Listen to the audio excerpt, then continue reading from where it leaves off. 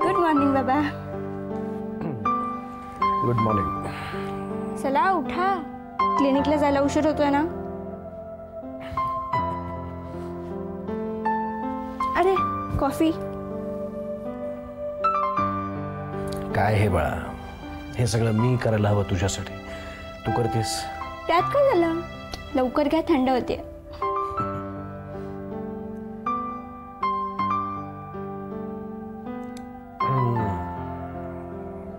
Wonderful. मला माहितच नव्हतं तुला इतकी छान कॉफी बनवता येते.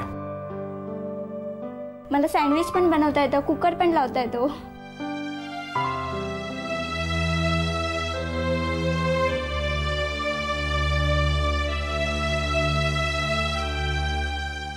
बाबा, अंधरी कुठे लागली आहे?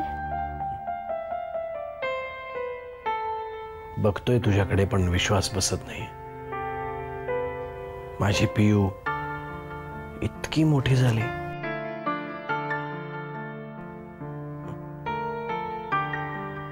माझ्या डोळ्यासमोर अजून तीच पियू आहे, हट्ट करणारी, मला हे हवंय ते हवंय मागणारी, आणि माझ्याशी खेळा म्हणून रडणारी. बाबा, मी खरंच मोठे झाले.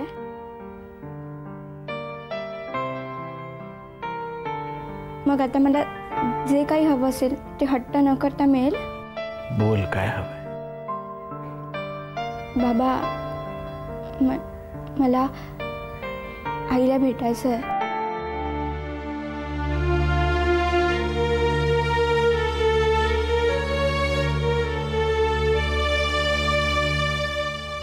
बाबा, आता तुम्हीच म्हणालात ना मी मोठे झाले म्हणून. हां, मग न्याल ना मला आईकडे प्लीज.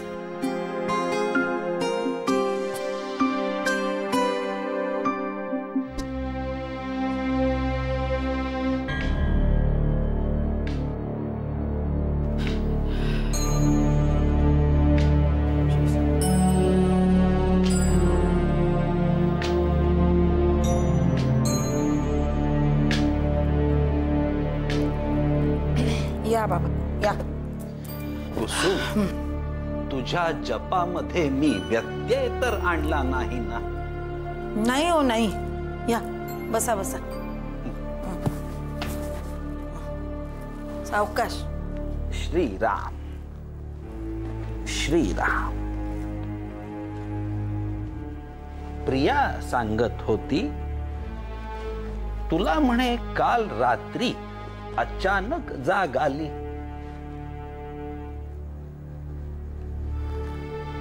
हो म्हणजे अशी नेहमी नाही येत हो, पण म्हणजे अशी काल अचानक जाग आली आणि असं एकदम अस्वस्थच वाटायला लागलं. कसलं विचार मंथन चालू होतं एवढं? नाही, कसलं नाही. तरी अचानक जाग आली. हो म्हणजे काही असं हे कळलंच नाही हो. आणि म्हणजे काही असं हे बाबा मनात काही नसताना सुद्धा असं अचानक अस्वस्थ वाटायला लागतं. काय असेल हो बाबा? श्रीराम श्रीराम. शोधू आपण, कारण शोधू. तूर्तास तो विषय बाजूला ठेव. मला असं सांग, तू काल आल्यावर म्हणालीस बाबा आल्याचं कळलं म्हणून पूनमकडून आले. तुला कसं कळलं मी इथे आल्याचं? कोणी सांगितलं तुला? हे नाही म्हणजे कुणी नाही सांगितलं. पण खरं सांगू का बाबा, मी जेव्हा पूनमकडे गेले होते ना तेव्हा नेहमी जसं वाटतं ना तसं नाही वाटलं मला तिथं. असं म्हणजे विचित्र वाटलं. का कोणास ठाऊक पण असं अस्वस्थ वाटायला लागलं मला तिकडे. मग म्हटलं की आपण निघूया, जाऊया. आणि मग मी निघाले.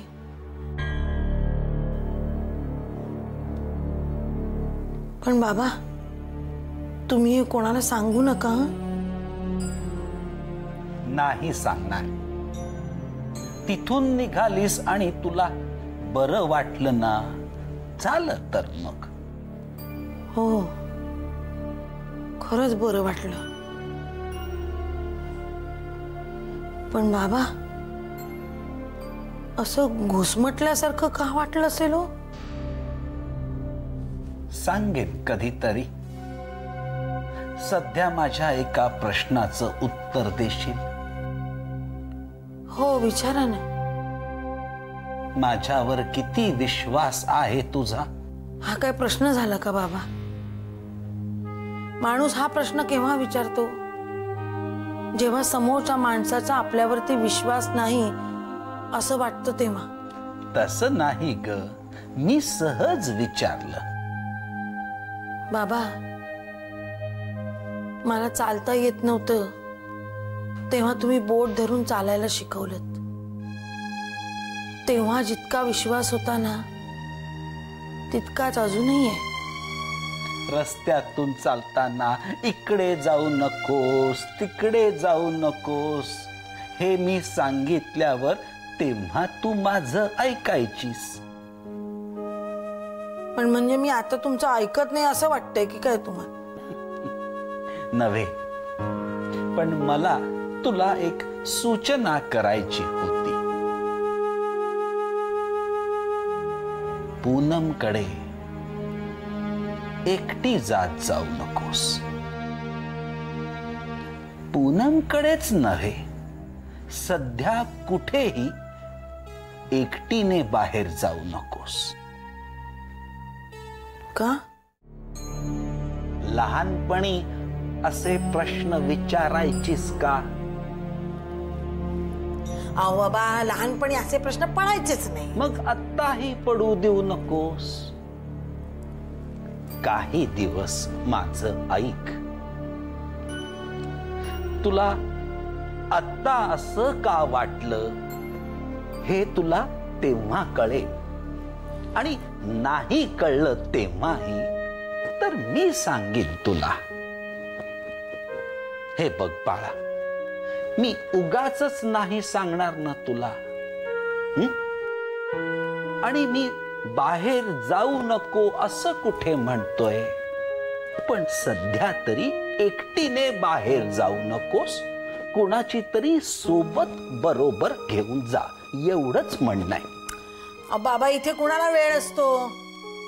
जपानमध्ये राहिल्यासारखे राहतात सगळे इथे. मुंग्या सुद्धा कमी बिझी असतील यांच्यापेक्षा. का तुला कोणी वेळ देत नाही का? एक माणूस वेळ देत नाही. ते कामात व्यग्र असतात म्हणून वेळ नसतो त्यांच्याकडे तुझ्यासाठी. त्यांना तुला वेळ द्यायचा नसतो म्हणून ते कामात व्यग्र नसतात. तू एक काम कर.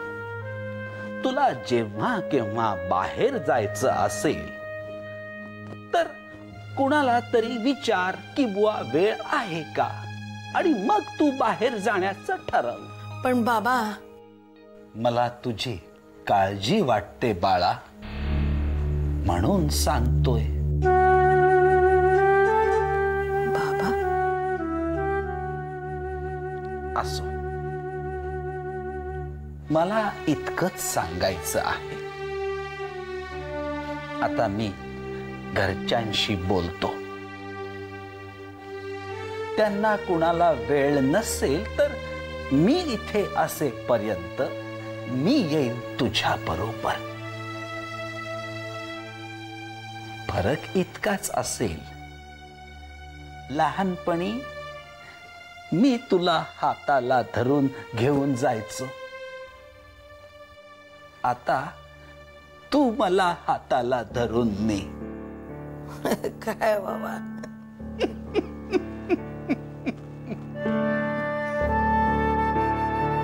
चालू दे, जप चालू दे. हो, मी येतो. श्रीराम श्रीराम श्रीराम.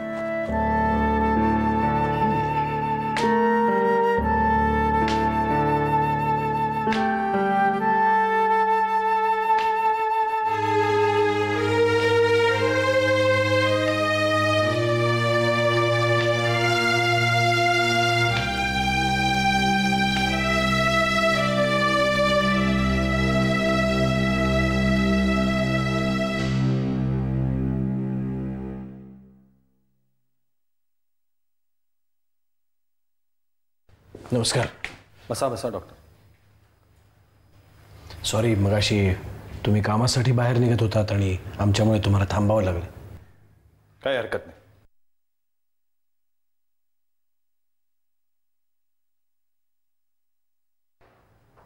बोला. ऑफिसर, ही माझी मुलगी पियू. हॅलो. पाचगणीला असते, हॉस्टेलमध्ये राहते. त्यामुळे तिची आणि आमची तितकी भेट होत नाही. सध्या वेकेशन सुरू आहेत म्हणून तिथे आली आहे तिच्या आई बाबांना भेटायला, वेकेशन एन्जॉय करायला. पण झालंय भलतंच. तिची आई इथे. मी समजू शकतो डॉक्टर तुम्हाला काय म्हणायचंय ते, पण कायद्याली नाती नाही कळत. तुम्हाला तर माहिती आहे तनिष्काबाईंवर 302 ची केस दाखल आहे, नॉन बेलेबल चार्ज आहे. त्यामुळे कायदेशीर बाबी पूर्ण झाल्याशिवाय आम्ही त्यांना सोडू शकत नाही. नाही नाही ऑफिसर, तुम्ही तनिष्काला सोडावत म्हणून मी हे सगळं सांगितलं नाही. पियूची इच्छा आहे तिच्या आईला थोडा वेळ भेटायचं आहे. 5 मिनिटं भेटायला दिलं तरी चालेल.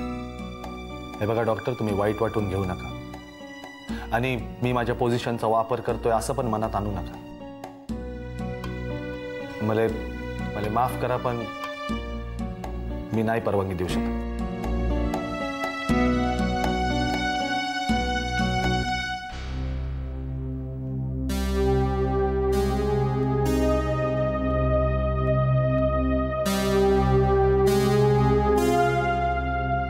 ठीक आहे,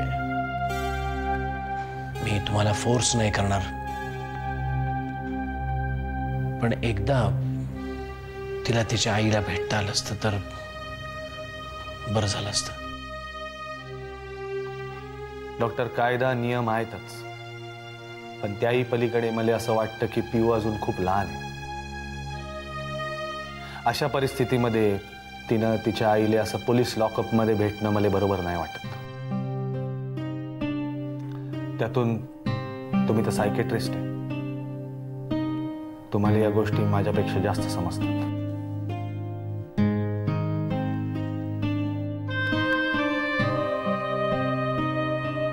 ओके काका प्लीज, मी आईला त्रास नाही देणार. फक्त 2 मिनिटं मी बघेन आणि लगेच जाईन.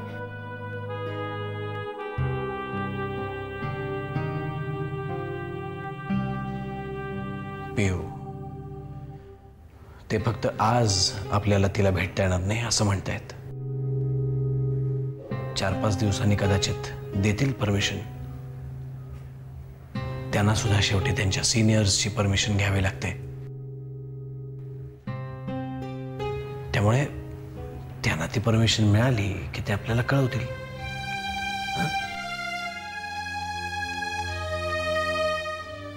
ठीक आहे बाबा, पण काका आईला तुम्ही एक निरोप द्याल माझा? तिला सांगा पिऊची काळजी करू नकोस म्हणून, ती मोठी झाली आता. बाबा पण म्हणाले तसं. थँक्यू. Thank you officer. मी पियूला नाही समजावू शकलो, पण you did it.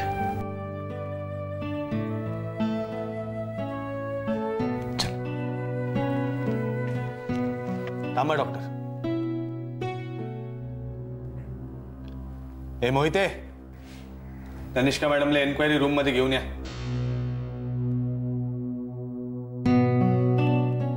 Doctor, lock-up मध्ये भेटायची परवानगी नाहीये, पण एन्क्वायरी रूम मध्ये भेटू शकता.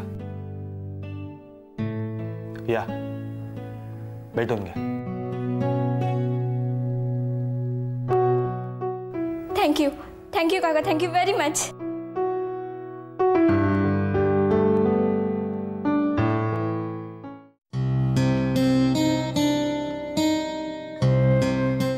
खूप बरं वाटलं बाळा तुला बघून. मला खरंच वाटलं नव्हतं की मी तुला भेटू शकेन.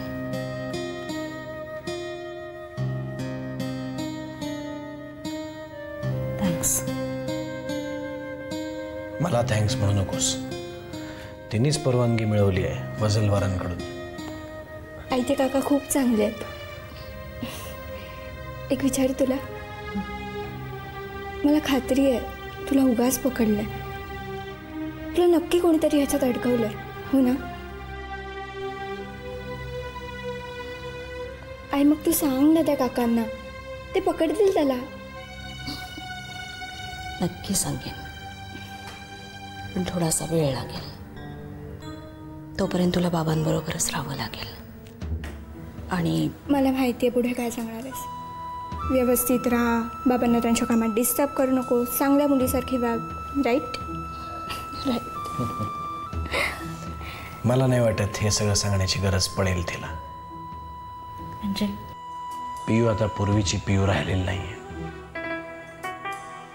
मोठी झाली, जबाबदार झाली. सकाळी माझ्या आधी उठते, मला उठवते, चहा बनवून देते, तिला सँडविच बनवता येतो आणि कुकर सुद्धा लावता येतो. राईट? हे सगळं तिला कोणी शिकवलं कोणास ठाऊक. आईने.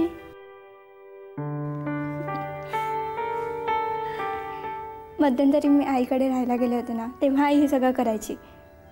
मग आई टीचर झाली आणि मी ती स्टुडंट. बाबा तुम्हाला माहिती आहे, आई is best teacher in the world. Student जरा टीचरची जास्तच तारीफ करतो. I am sorry Tanishka. कशाबद्दल? तू आई म्हणून कसं असायला हवंस, कसं असू नयेस, यावरून खूप बोलायचो मी तुला. तू तुझं उत्तर आर्ग्युमेंट मधून नाही, पियूच्या वागण्यातून दिलंस. बदललेस तनिष्का, तू बदललेस. थोडी मी बदलली आहे आणि थोडा तुझा दृष्टिकोन बदलला आहे.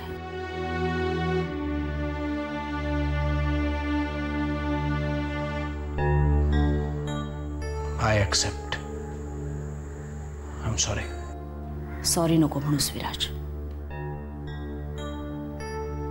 चुका माझ्याकडनं झाल्याच होत्या. कदाचित त्याची शिक्षा भोगतीये,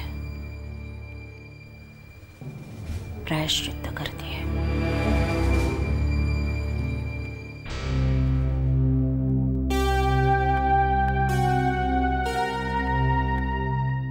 विराज, पियूला तिची काळजी घे. तू पियूची काळजी करू नकोस. तशीच वेळ आली तर क्लिनिक बंद ठेवीन मी. आई अगं क्लिनिक घराच्या बाजूलाच आहे ना, मी केव्हाही जाऊ शकते बाबांना भेटायला. तू नको काळजी करूस ग.